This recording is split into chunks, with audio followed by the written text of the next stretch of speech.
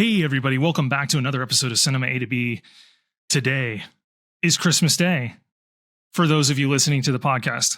It's not technically today. We recorded this ahead of time, but because it's Christmas, we're going to discuss a potentially Christmas movie, depending on your perspective. 1988 Die Hard, directed by John McTiernan, starring Bruce Willis and the late Alan Rickman.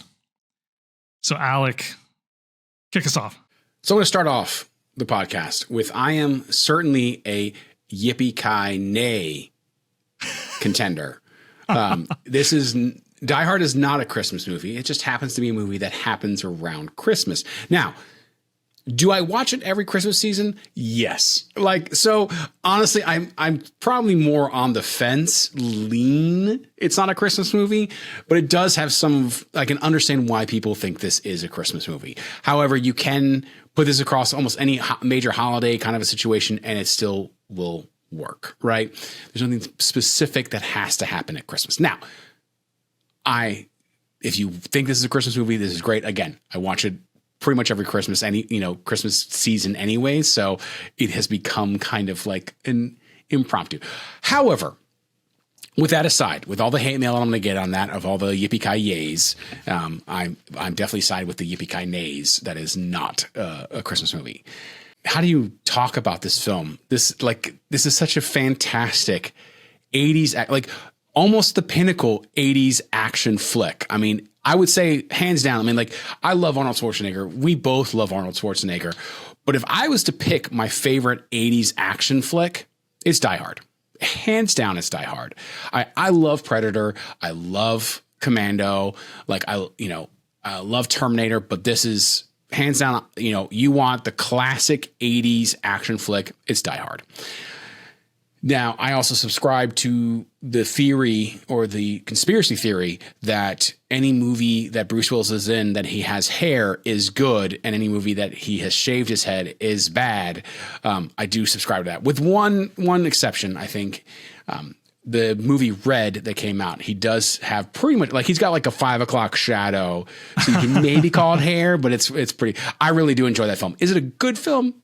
Probably not, but I really do actually enjoy it. But other than that, he's got hair in this. It's fantastic. Oh my goodness.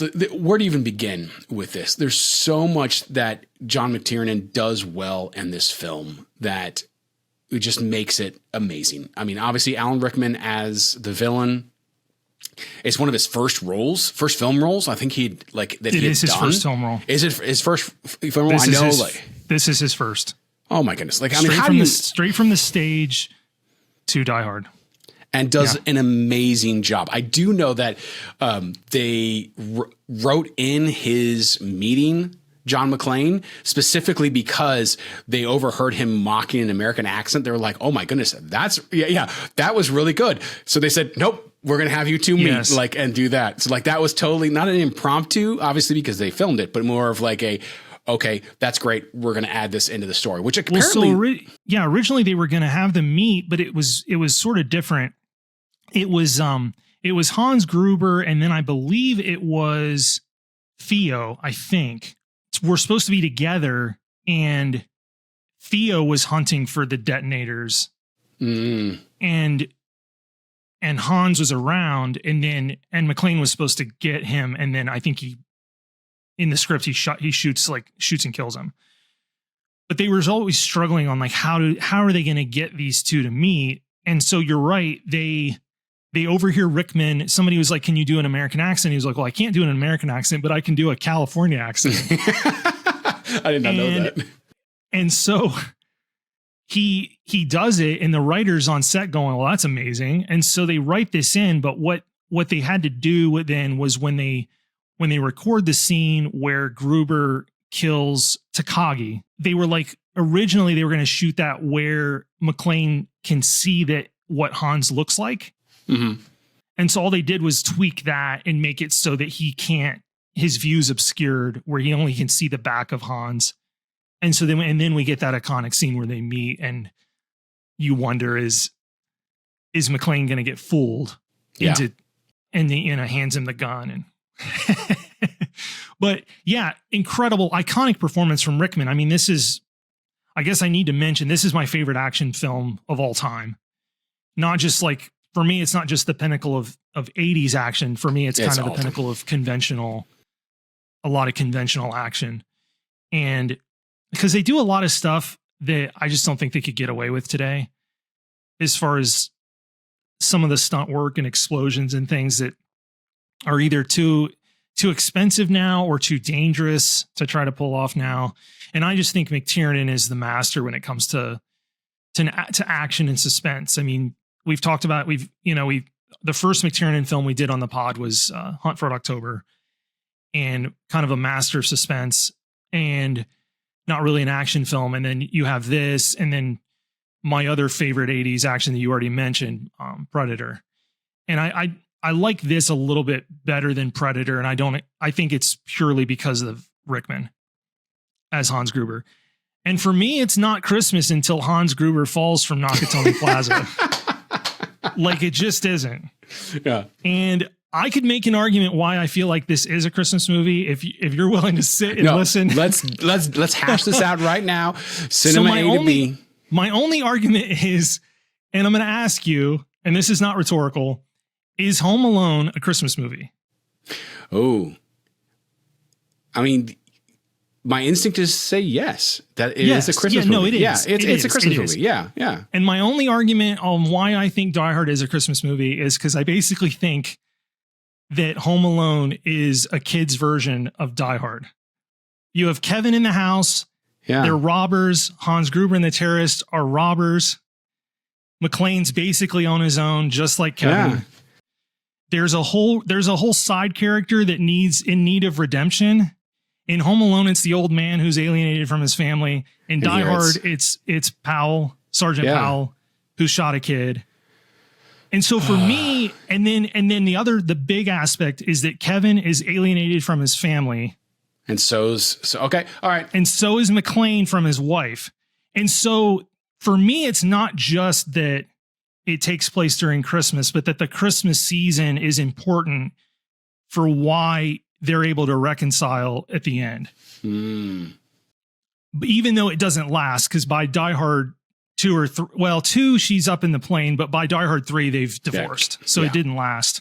But that's my only argument, is that if you consider Home Alone a Christmas movie, that Die Hard's not far removed. They're really similar. So that's my only argument. No, so that I don't really care. I mean, I know. Like I said, we watch this pretty much every Christmas anyways. So that's probably the best argument I've actually heard. Like, a lot of people drag in like the Christmas spirit or, some of the family stuff, but I think relating it to Home Alone, as it is very similar. It pretty much is, because honestly speaking, Home Alone, you could almost pick any holiday, because it's just the parents go away on a holiday, they leave the kid. Right? Except the scene with Kevin in the church with the old man. Yeah. And they kind of rely on Christmas being this season of like reconciliation and forgiveness. And I'm telling you, that's the only thing that you can hang your hat on with Die Hard, is that he reconciles with Holly. Okay. By the end of it, but you're more or less right. I mean, it could have been Halloween and it still would have been fine. I'll marinate on this, because definitely that, like I said, is the best argument. I'm not quite at a yippee-ki-yay, but I'm definitely closer than I was, than I have been. Again, I think at some point I just like to argue with people that it's not who really are hardcore, that this is a Christmas movie. Because there's people out there who think this is like the bee's knees, and, obviously the best Christmas movie is it doesn't need to be amazing. No. It's amazing regardless of the answer to that question. So exactly. So, but okay. All right. I'm good with that. So back to the film. Yes. And I hands down, again, I agree with you, as we do many times. McTiernan has a way with action, has a way with suspense, has a way with storytelling that just draws you in and brings you along for the entire ride. I mean, this has a lot more action than, Red October did, but I feel just as engaged in the story aspect, not just waiting for the next explosion, that I was in Red October. there's just as much, like, not as just as much suspense, but there's still definitely suspense. There's definitely here he kind of pulls on my emotions of like, oh, like you said, you know, especially with Alan Rickman of like, is, you know, John McClane going to get fooled by Gruber? But he doesn't. That's a spoiler, obviously, if you haven't seen this movie, but you know, 88, come on, we're coming up on 40 years. So what's amazing to me is how funny this movie is too. Yes. Yeah. Oh, like and one of my favorite lines is by who's the police chief? Because I recognize him from, okay. So it's, I believe he passed away. Not Paul Gleason. Paul Gleason. And he died in 06, and he was in The Breakfast Club. Yes. And he's great. But one of my favorite lines is when the helicopter that's got the FBI's flying around in up on top of the roof, and it crashes into the side of the building, and he looks up and goes, well, I guess we're going to need some more FBI guys. And it's like, this movie's not afraid. It kind of knows what it is, and it's not afraid to insert those really, really funny movie quotes. And the other scene is with the helicopter and the two FBI guys in it. By the way, I think they both have the same name. Yeah, like they do. I think they're both named Dick Johnson. I'm almost. You'll have to look it up real quick. I'm looking at it right now, but yeah, I'm pretty sure they're both have the same name because they're on the radio. They're constantly like Johnson. Yeah. And the other, you know, you mean the other Johnson, but they're flying around and they are Big Johnson and Little Johnson in IMDb. Are their names. So yes. But my other favorite moment is they're flying around, and the older one is like freaking cowboying it up and going, yeah, just like, nah, man. And the other one, the younger guy's like, I was in middle school, you dickhead. That's right. And it's just those moments that make this a lot of fun on a repeat viewing, because it's not this hyper serious action film. It is pretty unnerving. I mean, but when he's given Takagi the business, like, that scene's super intense and hyper violent, and the whole movie's pretty hyper violent, really. Yeah. And McTiernan was kind of known for that. The only 80s or 90s director that I can think of that was like more violent was Paul Verhoeven. Yeah. With RoboCop and Total Recall. That was a whole nother level. McTiernan was quite a bit dialed down from him, but still a brutal movie. And it kind of follows my rule of baddies that don't usually go into really long speeches. I mean, Gruber gave him like a countdown, and then it was like, nope, all done. Right. Yep. And it just, the stakes went so much higher after that moment in this movie. And I don't remember the first time I saw this. I'm sure I saw some sort of cable edited version of it as a kid that had a lot of violence removed from it. And the F-bombs. Yeah. Out. Oh yeah. Tons of F-bombs. But this thing doesn't pull any punches as far as the villains and how they operate. And so it just makes you root for McClane that much more. Even with all his problems. I always love kind of going back to quotes. I absolutely hate the character, but I also love to watch the character, the guy who plays Ellis or whatever, of the kind of the friend who's trying to like mac on John McClane's wife or whatever. But supposedly like that was written in the story, like when he goes and he's talking to Gruber and he's like, Hans, booby, supposedly that was completely ad-libbed. And so like the confusion on Alan Rickman's face is actually real. He's just like, what the heck is happening here going on? But like, I love like that character's so detestable, but yet works so well. Like, and fits like there's millions of those guys around who like, that's all they care about. They're like, oh, hey, yeah, like I'm a businessman. I'm going to, I'll talk anybody. I'll sell anything. He's like doing coke earlier and stuff too. Oh yeah. This is just, this guy's worthless.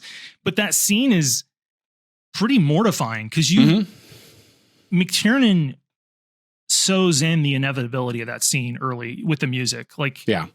And the film's got a really conventional score, which a lot of McTiernan stuff does, that the scores are almost like elevated beyond the genre.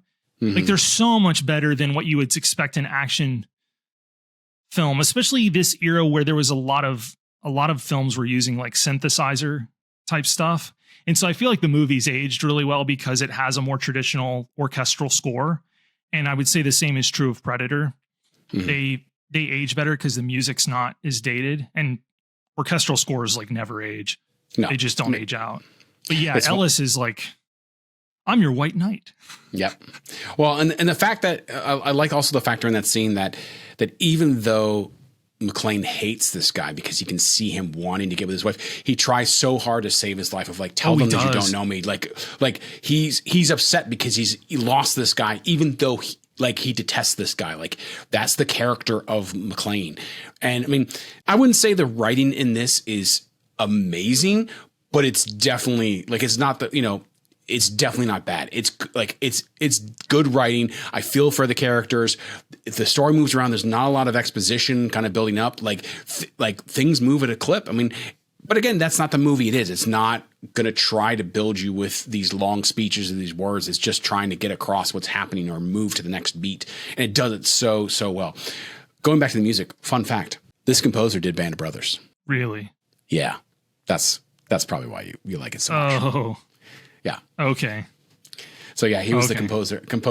You're like, and done. I mean, he's done a lot of stuff, but Band of Brothers was one of the things he did. I'm not going to get into a lot of the nitty gritty, but like this thing's based on a novel that has almost nothing to do with the movie. Like it's a really weird adaptation. Like it's not, and I won't go into, I think that's extended reading for anybody that's interested, but like Google the novel that this is based on, and how it's an adaptation is kind of strange because Nothing Lasts Forever is the book, which became Die Hard, and they changed a bunch. Like it's kind of unrecognizable. I don't even know how you would call it an adaptation. I think it takes place in a high rise, and that's about it. Yeah. But which the high rise was 20th Century Studios at the time being built. So yeah, I used to pass that building all the time. Yeah. When they shot some of Norbit on the Fox lot, and I used to pass that thing constantly. It's unmistakable, and it's not in downtown LA. It sits in Century City. Yeah. And it's like, if it's not the tallest building in Century City, it's close. It dominates the skyline. It's kind of unmistakable and now it's just known as Nakatomi Plaza. Even though, well, I mean, when people would come visit, like on our way to Santa Monica, like I'd be like, stop by Century City. Like there's Nakatomi Plaza. All right, let's move on. And it looks basically, it's not like they changed a bunch to it, but yeah. Well, that was the only reason they were able to blow that floor. It was under construction because like they had to shoot at night because some of the explosions and stuff, because they actually had a couple floors that were being housed by 20th Century studio employees or whatever, like accounting or finance or something like that. And they were complaining about the noise. And so like, well, guess we're going to do it all at night now. Have fun. Which makes things more expensive.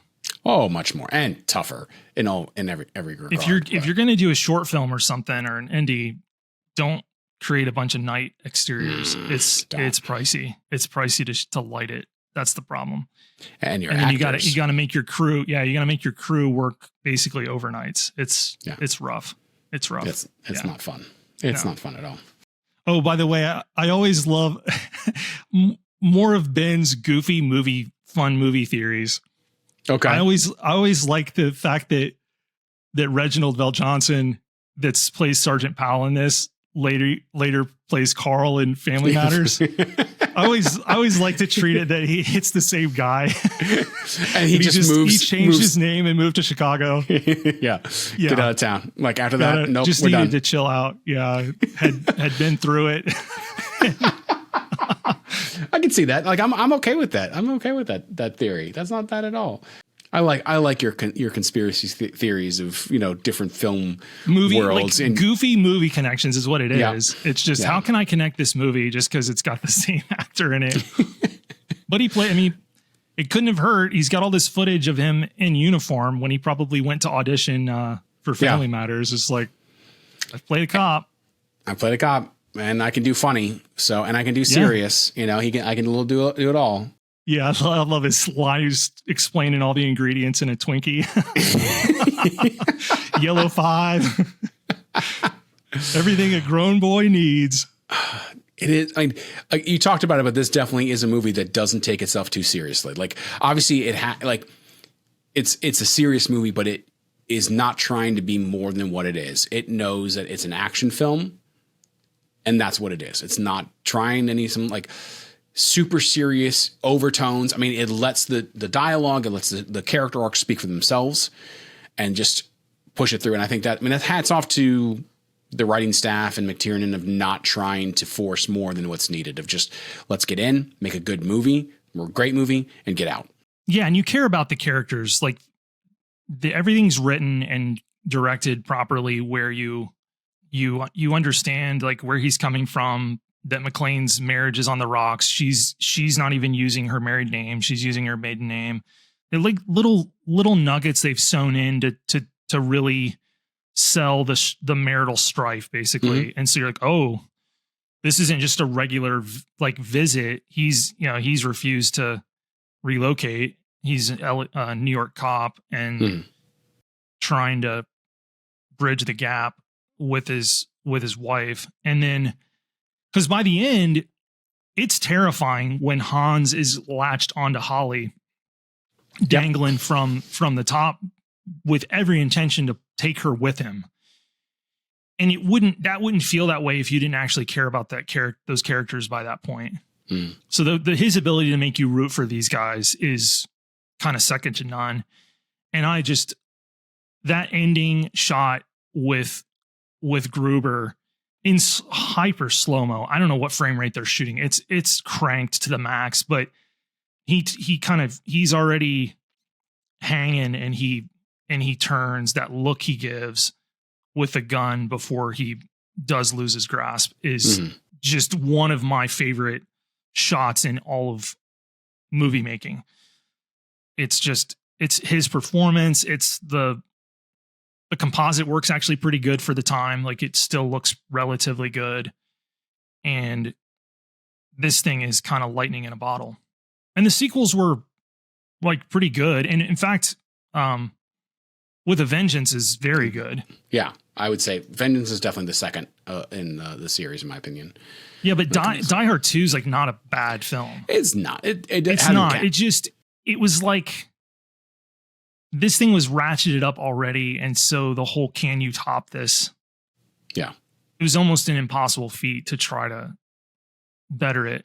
And if I'm not mistaken, McTiernan didn't even direct Die Hard 2.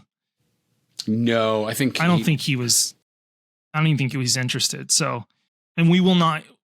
Maybe later we can get into John McTiernan's fall from grace and like, what happened? What happened with him? But not really gonna get into that on this one. Yeah, he did With a Vengeance, but he did not do Die Hard 2. Right. So, because I think at that point he was doing Red October. He had jumped onto that. That's right. Because Red October was 90. Yeah. Good stuff. I always forget he did Basic. Yeah, he kind of fell off pretty fast. I mean, and Basic, if I'm not mistaken, it was Basic or Rollerball. He had Rollerball was terrible. Was absolutely.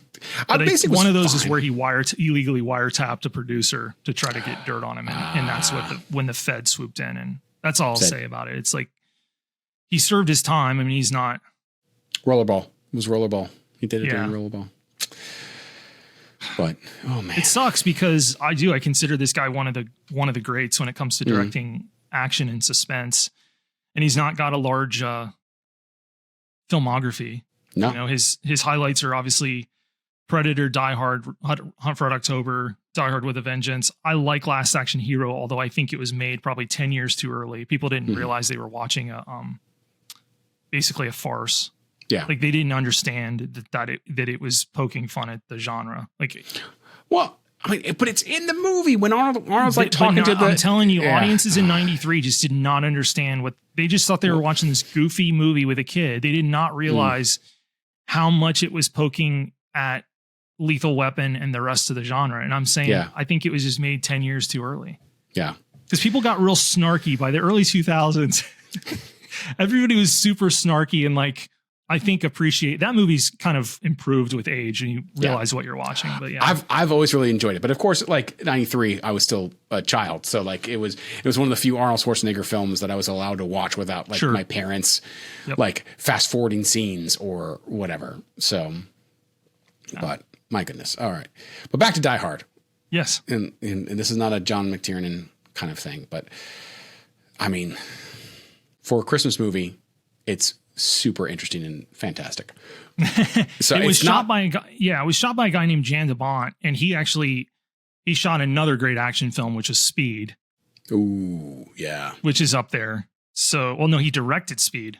He didn't shoot Speed. He directed Speed. So, oh wow, that's a big. Yeah. I think he directed like 6 films, Speed and Twister.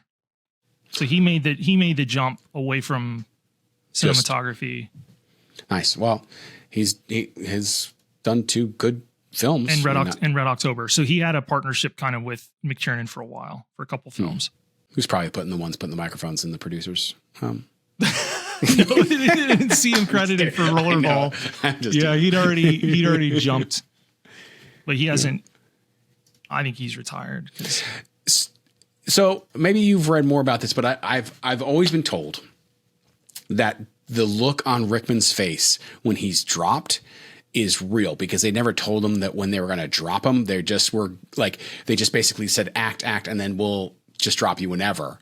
He debunked. I saw a video where he basically couldn't remember, and he basically debunked it. He was just like, I don't remember that. He's like, it was kind of terrifying because it was way higher than the producers thought it would be.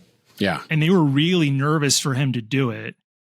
He does remember that they were like, we can't believe you're doing this. Because they were basically willing to replace him with a stuntman for the initial fall. But I think it was a good 20 or 30 feet that he falls onto like an airbag. It's high. It's really high. And there's behind the scene photos of him hanging from the platform, and then the camera's directly above on a mount. It doesn't even look like it was possible for anybody to push him, or I think he let go on his own. I don't know where that started. It's a funny story. Yeah. I've told that story before, but it seems to be untrue. Yeah.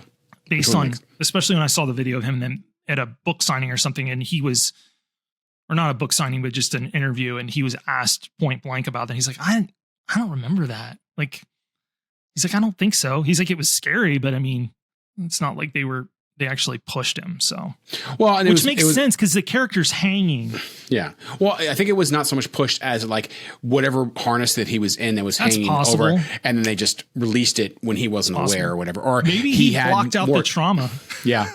Supposedly like he had more dialogue or whatever, or something else was going to happen. And so instead they, at least this is what I read or what I remember, is that he was supposed to finish some line and instead they released him. And so he was like, oh, and really had that look. But again, I mean, I think falling that, 20, 30 feet anyways is going to give you that look no matter what, even if you know it's coming, By the way, this is still on topic, but this is a landmark action film in that it is the delineating line in the sand of when they went from the big bulked out muscular action star of the 80s that was dominated by Schwarzenegger and Stallone to the everyman.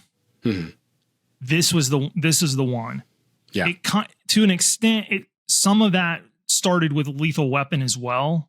I think two years earlier. But this was the one that really solidified to Hollywood that you didn't have to have the big jacked guy be your action star. And so, Stallone and Schwarzenegger still carry the mantle for years after, but this is what ushers in. This is why the Matrix Neo's not this hulked out character. And subsequent action films, they're not. I mean, you got a whole string of 90s films that are like The Rock or Con Air, where Nicolas Cage, not bulked out at all, Face Off. I mean, all these like really iconic action films in the 90s that are not that style or not that character. So right. And so it's an important film when it comes to that it kind of it changed the game and allowed a whole field of actors to like take on action parts that they were frankly kind of denied in the bulk of the 80s. Because if you didn't look like Arnold or Stallone or Jean-Claude Van Damme, I mean, that's the only reason that Jean-Claude Van Damme had a career is because of his musculature in the 80s.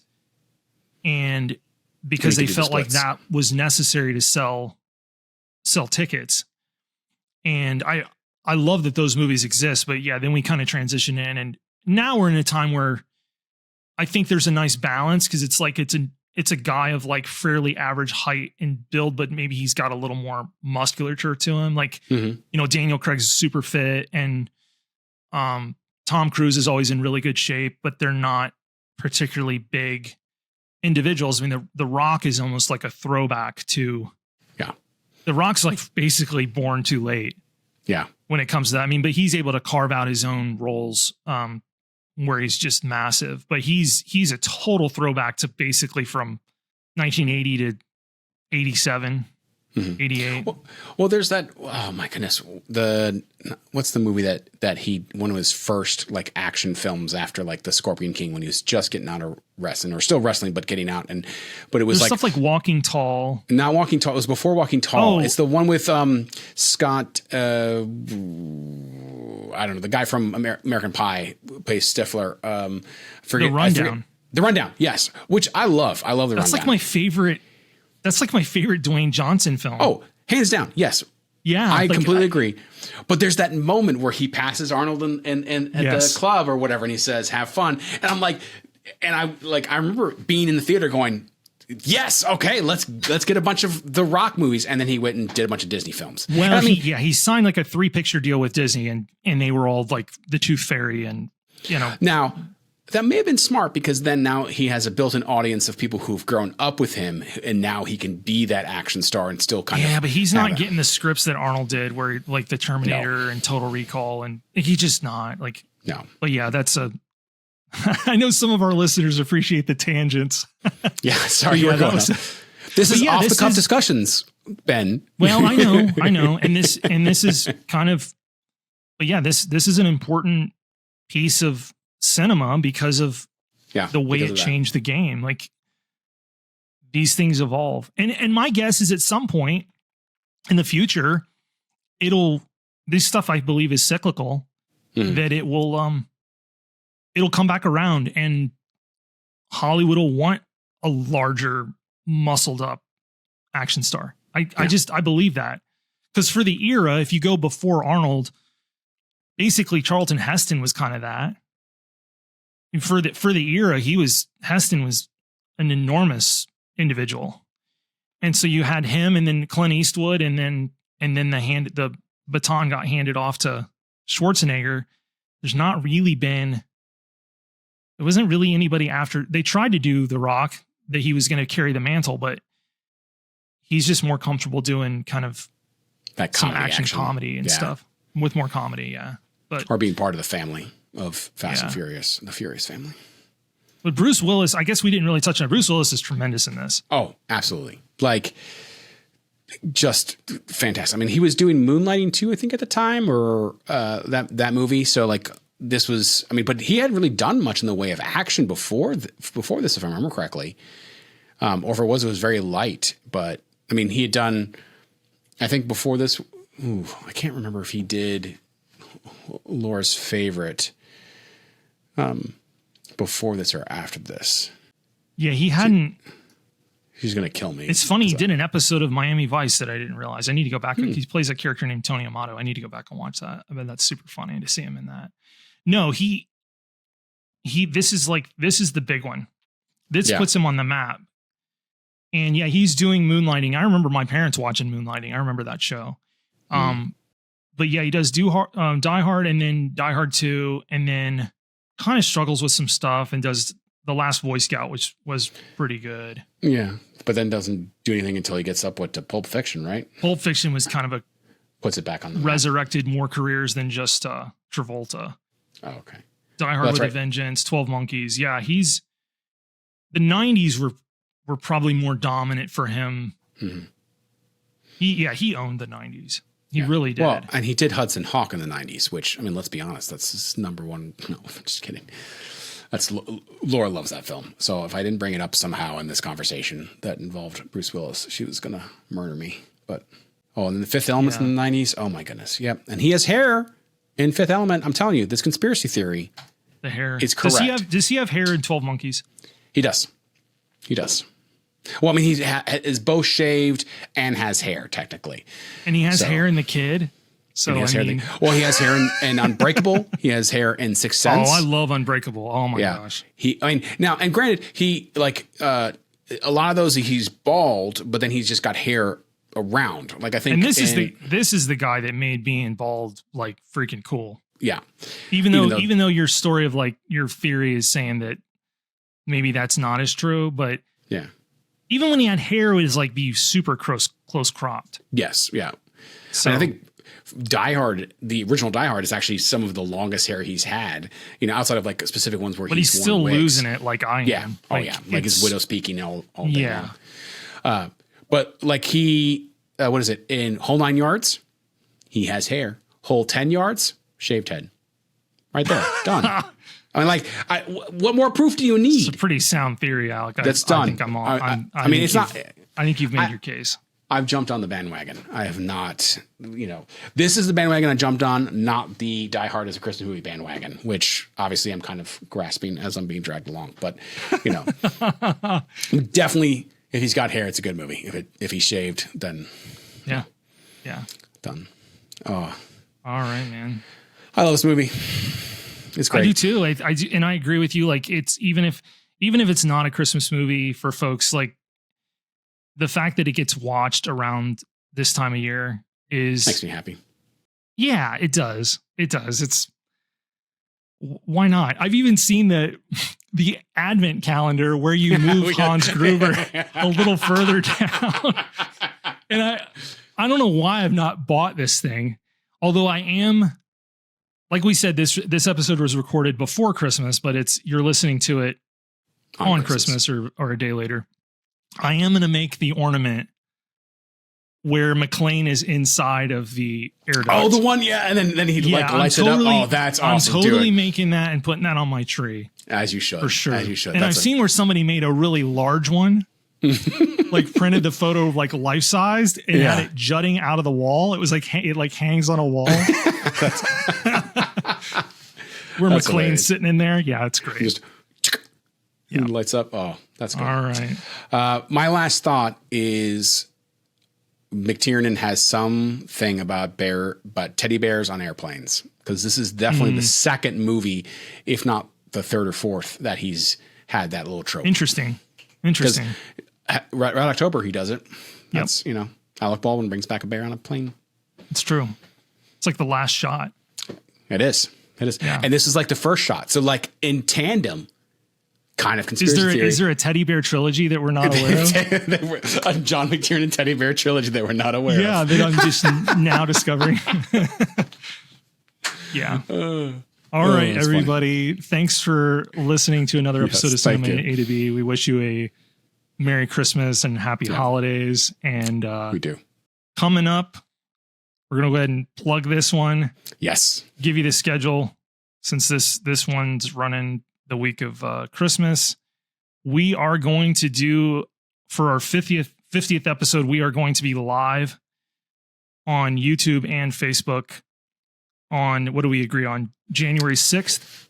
January 6th at 5 p.m. Eastern. 5 Eastern, 4 Central. January 6th, we're going live for episode number 50. I don't know what we're discussing yet. We'll figure that out. Yeah. It'll be a good one. It'll be a good one. We won't do something obscure. Like we'll make sure that it's something people are familiar with. But yeah. Hope you tune into that, and we'll plug that on the social media. And this will be the 25th, so we will take a break next week. There will not be an episode on January 1st. So enjoy the new year, and we will go live on January 6th 4 Central, 5 Eastern Standard Time. We will. So hope you had a Merry Christmas. Thanks, everybody.